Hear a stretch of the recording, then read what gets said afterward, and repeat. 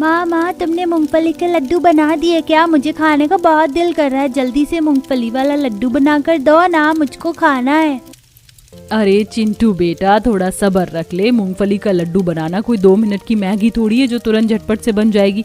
अभी तो मैंने मूंगफली रेत में भूनना शुरू किया है, अभी तो गुड़ भी पिघलाना है, उसके बाद मैं तुझे गर्मा गर्म लड्डू बना कर दूंगी, फिर तू खाना। ठीक है माँ, तब तक मैं बाहर से खेत में से घूम फिर कर आता हूँ। ऐसा बोलकर नन्हा सा चिंटू अपने मूंगफली के आकार वाले खूबसूरत घर से बाहर टहलने के लिए निकल जाता है। आसपास में बसे सभी घर मूंगफली के आकार वाले थे। एक बुजुर्ग उम्र वाली दादी सूप में मूंगफली फटक रही थी। किसानों का झुंड अपने अपने मूंगफली के खेतों में हंसते मुस्कुराते हुए खेती बाड़ी कर रहे थे। धरती मैया की दया से अब की बार हम किसानों की मूंगफली की फसल 10 गुना ज्यादा फली है। सो आने की बात कही है आपने काका। हम सबके खेतों में कितनी बढ़िया मूंगफली की फसल है, लहला रही है। इस बार तो ऊंचे दाम पर बिकेंगी हमारी मूंगफलियां, देख लेना। अरे तेरे मुंह में घी शक्कर बेटा, ईश्वर करे ऐसा ही हो। हम किसान लोग पूरे साल इस खेत में मेहनत करते हैं, साल भर की मेहनत के बाद फल मिलता है। मेरी तो एक ही कामना है, एक ही इच्छा है, इस बार हमारी मूंगफली अच्छे दामों पर व्यापारियों से बिक जाएगी तो मैं गरीबों में कंबल बांटूंगा। ऐसा बोलकर सभी किसान खेतों से मूंगफली की फसल को अलग करने लगते हैं। ठंडी ठंडी पूर्वा हवाएं जाड़ा उखाड़ रही थी। खेत के पास ही में एक नदी बह रही है जिससे किसान लोग मूंगफली की फसल को सींचते हैं। लेकिन ताज्जुब करने की बात तो यह है कि गांव के अंदर सबके घर मूंगफली के हैं। आखिर क्या है इस मूंगफली गांव का रहस्य? क्या यह मूंगफली गांव हमेशा से इतना ही फलता फूलता गांव था? तो चलिए देखते हैं। तू देख लेना कमलेश, इस बार तो सबसे बढ़िया दानेदार मूंगफली की खेती तो मैंने करी है। इस साल तो मैं ही बाजी मारूंगा। ऐसी बात तो फिर फसल मिलाकर देख लो मदन भाई, तुम्हारे मुकाबले मेरे खेत की मूंगफली के दाने कितने मोटे मोटे हो गए हैं। इस बार के सीजन में तो मूंगफली बेचकर सबसे ज्यादा कमाई मैं ही करूंगा। क्यों रामू काका, आप तो बहुत ही बढ़िया अनुमान लगाते हो। देखकर बताओ दोनों में से किसके खेत की मूंगफली की गुणवत्ता ज्यादा अच्छी है। अरे मदन, कमलेश, धरती मैया का धन्यवाद करो कि हमारे गांव के किसी भी किसान की जमीन बंजर तो नहीं रहती। न किसी भी बरस सबके खेतों में मूंगफली की फसल हुई है, किसी में कम तो किसी में ज्यादा। लेकिन ईश्वर की दया से हम भूखे तो नहीं रहे, परिवार का भरण पोषण तो चल रहा है भगवान की दया से। ये कहानी है मखना गांव की, जहां के निवासियों का मुख्य कारोबार खेती बाड़ी था। गांव के किसान साल भर जमीन पर मूंगफली की खेती उगाते हैं। गांव में लगने वाला मूंगफली का बाजार जिले भर में सबसे बड़ा बाजार है। सभी के खेतों में मौसम की पहली फसल लहला रही है, लेकिन किसानों के अंदर खुशी से बढ़कर जलन की भावना है। सब किसान गरीब कंचन के मूंगफली के खेत को देख रहे हैं। देख रहे हो कमलेश, इस एक अकेली लड़की ने अकेले के बलबूते पर इतनी बड़ी जमीन की जुताई कर ली, वो भी बिना ट्रैक्टर के। बीज लगा लिया और देखो इस साल इसकी मूंगफली की खेती तो हम बाकी किसानों से 4 गुना ज्यादा हुई है। और इतने मोटे मोटे दाने, इसके मूंगफली के बदले तो व्यापारी मुंह मांगा दाम दे देंगे। हे धरती मैया, आपका धन्यवाद। अब की बार मेरी मिट्टी ने सोना उगला है, सोना। इतनी अच्छी फसल हुई है, इस बार सारा कर्जा उतर जाएगा, फिर मैं अपने और दादी के रहने के लिए एक पक्का घर बना लूंगी। गरीब कंचन अपनी थोड़ी सी जमीन पर उगी हुई मूंगफली की फसल को देखती है। उसके दिल में काफी सारी उम्मीद लगी हुई है। उसने अपनी जिंदगी को संघर्ष और गरीबी भरे मंजरों से गुजारा है। इस दुनिया में उसके माता पिता नहीं, केवल इकलौती बुजुर्ग दादी उसके जीने का सहारा है। वो मिट्टी की मड़ई के अंदर रहती हैं, जिसमें बहुत सारे छेद और दरार हैं, जहां से ठंडी ठंडी हवा अंदर आती है। मूंगफली ले लो मूंगफली, ताजी ताजी मीठी मीठी करारी दानेदार मूंगफली खा लो। आओ आओ, सर्दी की मूंगफली खा लो, गजक पट्टी वाली मूंगफली ले जाओ, एकदम सस्ते में। जी हाँ, एकदम सस्ते में बाबूजी। अरे वाह, तुम्हारे मूंगफली तो बहुत ही करारे और बढ़िया दानों के हैं। ऐसा करो 10 किलो तोल दो, ये गजक पट्टी के लिए लेकर जाना है। जी अभी तौल देती हूँ। कंचन की मूंगफली खरीदने के लिए बाजार में ग्राहकों की भीड़ लग जाती है। उसकी सारी मूंगफली बिक जाती है। तभी धनपत सेठ, जो हर साल उस गांव के किसानों का मूंगफली खरीदता है, वो कंचन के मूंगफली खरीदने का सौदा करता है। ठीक है, तुम कल सारी फसल तैयार रखना। मेरे आदमी बैलगाड़ी लेकर आएंगे तो सारी मूंगफलियां लदवाकर शहर में ले जाएंगे। पैसे भी मैं कल उन्हीं के हाथों भिजवा दूंगा।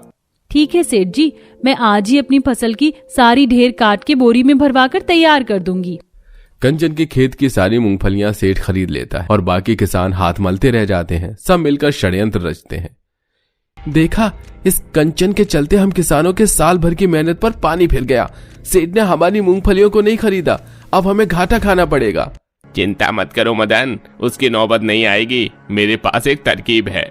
दोनों आपस में कुछ फुसफुसाते हैं और रात ढलने तक कंचन के खेत की फसल के ढेर में बगल के खेत, जो कि जमींदार का होता है, उसमें से मूंगफली की फसल मिला देते हैं, जिसे अगले दिन ब्याजखोर जमींदार उस बेचारी पर लाठी की मार पड़वाता है। बोल, मेरी मूंगफली की कितनी ढेरी तूने अपने खेत में मिलाई है? मैं सच कहती हूँ जमींदार जी, मैंने कोई चोरी नहीं की। मैं केवल अपनी मेहनत का भरोसा रखती हूँ। मैं निर्दोष हूँ। अरे हर चोर चोरी करने के बाद यही कहता है जमींदार जी। कालीचरण, इस पर तब तक कोड़े बरसाओ जब तक ये सच ना उगल दे। जमींदार का आदमी मार मार कर उसकी जान ले लेता है। गांव की जमीन उसके खून से सन जाती है। अंतिम सांस गिनते हुए कंचन मखना गांव को श्राप देती है। तुम किसान मेरी जान के हत्यारे हो। मैं इस गांव को श्राप देती हूँ कि सारी जमीन बंजर पड़ जाएगी। तुम सब भूखमरी का शिकार होगे और दिन रात इस गांव में बर्फ की बारिश होगी। कंचन के मरते ही गांव में श्राप का असर शुरू हो जाता है। मूंगफली की फसल से लहलाते खेत खलिहान बंजर पड़ जाते हैं। दिन रात बर्फ की बारिश होती है। सबके घर उजड़ जाते हैं। पूरा गांव खुले आसमान के नीचे ठंड का प्रकोप सहता है। माँ, मुझको ठंड लग रही है, सांस भी नहीं आ रही है। खून, हाजी पिंकी के बापू, पिंकी के मुंह से खून आ रहा है, कुछ करो।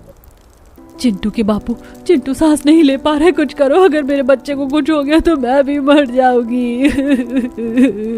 इस सब के जिम्मेदार हम किसान हैं। हम उसके मौत के भागीदार हैं। अपने पापों गुनाहों से तौबा करो। पूरा गांव पश्चाताप करता है, जिससे धरती मैया उनको दर्शन देती है। ये धरती उस निर्दोष के लहू से अगले 1 वर्षों तक श्रापित है। इसलिए तुम संपूर्ण गांव यहाँ से उत्तर को चले जाओ। वहीं तुम्हारे वायदे की जमीन है, वहीं जाकर बस जाओ और फूलो फलो। धरती मैया के हाथों से कुछ जादुई मूंगफली के बीज निकलते हैं, जिसे लेके पूरा गांव उस स्थान पर पहुंचते हैं जहां नदी बह रही थी। धरती मैया के कहे अनुसार हम जमीन तक पहुंच तो गए, लेकिन हम यहाँ घर कैसे बनाएंगे? गांव में फूस का एक तिनका भी नहीं बसा है। बेआसरा कैसे जिंदा रहेंगे इतनी ठंड में? तभी एक अद्भुत चमत्कार होता है और देखते ही देखते धरती माँ के दिए गए जादुई मूंगफली बड़े बड़े विशाल मूंगफली के आकार वाले सुंदर घर में बदल जाते हैं। माँ देखो, मूंगफली वाले घर, ये कितना अद्भुत है। आओ और मेरे अंदर बस जाओ। मुझे तो अपनी आंखों पर भरोसा नहीं हो रहा है। हमारा गांव जादुई मूंगफली का गांव हो गया है। अब हम इसी जमीन पर खेती बाड़ी करेंगे और कभी किसी के आगे बढ़ने से नहीं चलेंगे। सबने मूंगफली बोरियों में भर ली।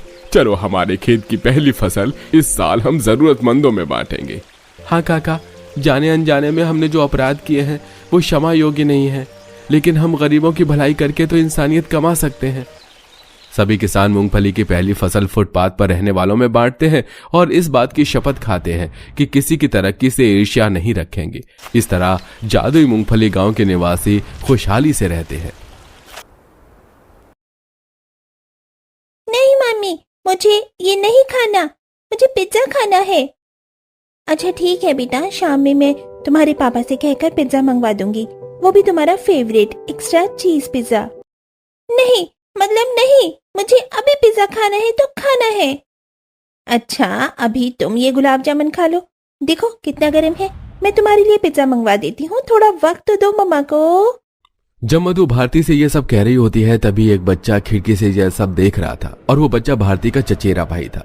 तभी मधु रात वाले पनीर के पकौड़े बाहर लगे कूड़े के डस्टबिन में डाल देती है और जैसे ही मधु वो पनीर के पकौड़े डस्टबिन में डालकर जाती है, वैसे ही उसे गोलू उठाकर खाने लगता है। कहाँ था तू? कब से तुझे ढूंढ रही हूँ। चल जा, बैठ खाना खा ले। लेकिन माँ, मैंने तो खाना खा लिया है। किसने खिलाया तुझे खाना? कहीं तू जेठ जी के घर तो नहीं गया था? चाची तो मुझे घर के अंदर जाने भी नहीं देती, न ही भारती दीदी मुझे अंदर आने के लिए कहती हैं कभी। वो तो मैं उनके घर के बाहर रखे पनीर के पकौड़े उठा लिए थे, वो बहुत अच्छे थे। अरे बहू, पूछ इससे, कहीं इसने कूड़े से तो नहीं उठाकर खाया है कुछ? नहीं, हाँ हाँ माँ, मुझे मारना मत, मुझे भूख लगी थी तो मैंने चाची को वो पनीर के पकौड़े फेंकते हुए देखा तो उठा लिया। बहू, तू इस बच्चे पर हाथ क्यों उठा रही है? ऊपर वाले ने हम गरीबों को इतना भूखा बना दिया है कि गिरा हुआ खाना खाने के लिए भी तैयार हैं। और उस औरत को देख, इतना भी नहीं होता कि उसकी सास देवरानी यहाँ गरीबी में जी रही हैं तो बचा हुआ खाना हमें दे दे। लीला के 2 बेटे थे, जिनमें से एक बेटे के पास किसी चीज की कमी नहीं, वहीं दूसरे बेटे के पास कुछ भी नहीं था। इस अमीरी और गरीबी में जी रहे उनके बेटों और बहू की ऐसी स्थिति कैसे आई, इसे जानने के लिए हमें कहानी को थोड़ा पीछे लेकर चलना होगा। कुछ समय पहले लीला का परिवार खुशहाल परिवार था, सब कुछ अच्छा चल रहा था। लेकिन लीला के बड़े बेटे की नौकरी लगने के बाद बहू और बेटे दोनों के तेवर बदल गए थे। उन्होंने अपना अच्छा घर बना लिया था और अलग रहने लगे। उन्हें किसी चीज की कमी नहीं थी। वहीं लीला का छोटा बेटा गरीबी में जीने को मजबूर था, जिस कारण लीला की छोटी बहू एक टूटी फूटी झोपड़ी में अपने पति, बेटे और सास के साथ गुजर बसर कर रहे थे। लेकिन उनके परिवार की भूख का असर अब उनके बच्चे पर भी दिखने लगा था, जो कूड़े में फेंका खाना भी उठाकर खाने को मजबूर था। बहू, क्या हुआ? लकड़ी जल नहीं रही है क्या? कितना धुआं भरा पड़ा है कमरे में। माँ जी, आजकल तो धूप भी नहीं निकल रही। पूरे वक्त कोहरे और ओस की वजह से लकड़ियां जल नहीं पा रही। माँ मुझे आज गाजर का हलवा खाना है। सभी के लिए चटनी और रोटी बना रही हूँ। तुझे खाना हो तो खा लेना, वरना हमारे पास इतने पैसे नहीं कि सब्जी भी खरीद कर खाएं। और तू गाजर का हलवा खाने की बात कर रहा है? अच्छा भला भारती दीदी, जब ठंड में गुलाब जामुन, पिज्जा, गाजर का हलवा और इतनी अच्छी अच्छी चीज खा सकती हैं तो भला हम क्यों नहीं? लगता है तू आज बिना पिटे मेरी बात नहीं समझेगा। क्यों बच्चे पर गुस्सा कर रही है? उसे क्या मालूम कि अमीरी और गरीबी क्या होती है, और ठंड में कौन कैसे कर रहा है और किसे कितनी दिक्कत है। वो तो जो देखेगा वही पूछेगा।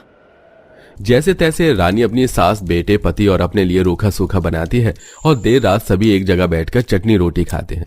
लेकिन गोलू अब भी रोटी को हाथ नहीं लगा रहा था। क्या बात है, रोटी क्यों नहीं खा रहा तू? रहने दीजिए, भूख लगेगी तो खा लेगा। इसे गाजर का हलवा, पिज्जा ये सब चाहिए, और इसे मैं कितनी बार समझा चुकी हूँ कि ये सब हमारी किस्मत में नहीं। और इस ठंड में अमीर लोग ही ये महंगी महंगी चीज खा सकते हैं, हम जैसे गरीब नहीं। बेटा, अभी ये खा लो, जल्दी मैं गाजर लेकर आऊंगा तो उसका हलवा बनाएंगे। हाँ, जैसे तैसे कैलाश अपने बेटे को मनाकर इस कड़कड़ाती ठंड में खाना खिला देता है। वहीं दूसरी तरफ मधु का परिवार देर रात डाइनिंग टेबल पर बैठा खाना खा रहा होता है। पनीर की सब्जी तो अच्छी बनी है। जरा गुलाब जामुन देना और थोड़ा गाजर का हलवा भी, और हाँ, सलाद भी डाल ही दो। आजकल इसके ज्यादा ही नखरे हो रहे हैं कुछ। सुबह खाना नहीं खा रही थी तो पिज्जा मंगवाया, अभी खाना नहीं खा रही है क्योंकि इसे बर्गर चाहिए, चाउमीन चाहिए। दोपहर में मैगी खाना था तो मैगी बनाकर दी है। अभी मेरी बेटी भारती मेरे साथ थोड़ा थोड़ा ये सब खाएगी। उसके बाद हम बर्गर ऑर्डर करेंगे, ठीक है ना? लेकिन पहले पापा की बात माननी होगी। आप सच कह रहे हैं ना? अगर मैं ये खाऊंगी तो आप मेरे लिए बर्गर ऑर्डर करोगे ना? पक्का ऑर्डर करूंगा, लेकिन मेरे साथ ये सारा खाना खत्म करना होगा। हाँ पक्का, आपके साथ में खाना खाऊंगी। इतना कहकर भारती अपने पापा के पास आकर खाना खाने लगती है। जहां एक तरफ लीला का बड़ा बेटा शंकर अपने परिवार के साथ ठंड में ऐशो आराम की जिंदगी जी रहा था, वहीं दूसरी तरफ लीला का छोटा बेटा कैलाश अपनी फूटी किस्मत को कोस रहा था।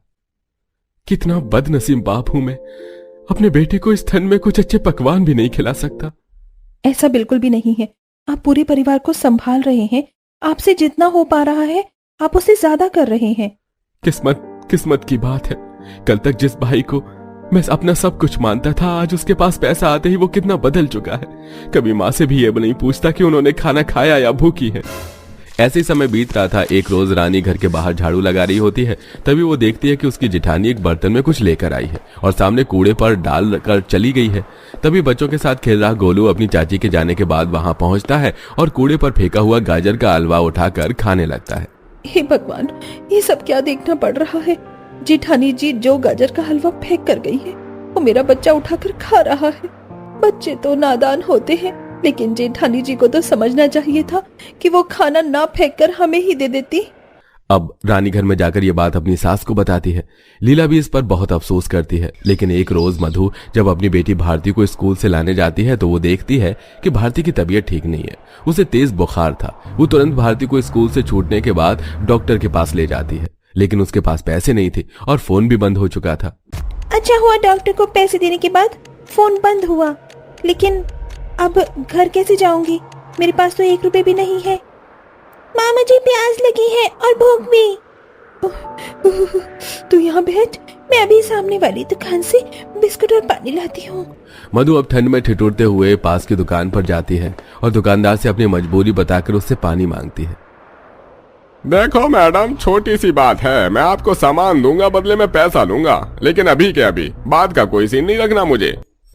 ये कहकर दुकानदार मधु को न तो पानी और न बिस्किट का पैकेट देता है। इससे मधु बहुत उदास हो जाती है और अपनी बेटी भारती को घर लेकर आती है। उस वक्त उसे एहसास होता है कि उसके पास इतना पैसा होने का क्या फायदा, जब 1 रुपए न होने पर उसकी किसी ने मदद नहीं की। अब देर शाम मधु ये बात अपने पति शंकर से कहती है। मैं समझ सकता हूँ, जो आज हुआ वो बहुत गलत हुआ। लेकिन आज जो हुआ उसने मुझे बहुत कुछ सिखाया। कभी मैं भी तो किसी गरीब की मदद नहीं करती, जो भी खाना बचता है फेंक देती हूँ, लेकिन किसी को देती नहीं, तो भला भगवान मेरे साथ अच्छा कैसे कर सकता है? मधु को एहसास था कि आज तक उसने किसी का भला नहीं किया, तो उसके साथ भी कुछ अच्छा नहीं हुआ। और उस दिन के बाद से मधु के पास जो खाना बच जाया करता, उसे फेंकने की बजाय वो अपने सास और देवरानी को वो खाना दे देती, या फिर कुछ अच्छा बनाती तो भी वो अपनी देवरानी और सास को इस ठंड में गाजर का हलवा, गुलाब जामुन, पूरी, पुलाव सब खिलाती, क्योंकि उनके पास ठंडी सूखी रोटी, चटनी, नमक और तेल के अलावा खाने को और कुछ नहीं था। तुझे मैं जब भी खाना फेंकते हुए देखती थी तो मुझे बहुत बुरा लगता था कि हमारे पास खाने को कुछ नहीं है और ये है कि खाना फेंक रही है। माँ जी, मैं अपनी गलतियों को सुधार रही हूँ और अन्न का अपमान मैं अब कभी नहीं करूँगी। मधु को यह एहसास होना जरूरी था कि अन्न का अपमान उसके अपमान जैसा है, और इसका एहसास उसे हो चुका था। और इसी के चलते इस ठंड भरे मौसम में गरीब परिवार ने भी अच्छा खाना खाया। तो दोस्तों, कैसी लगी आपको हमारी ये कहानी? हमें कमेंट में जरूर बताइएगा।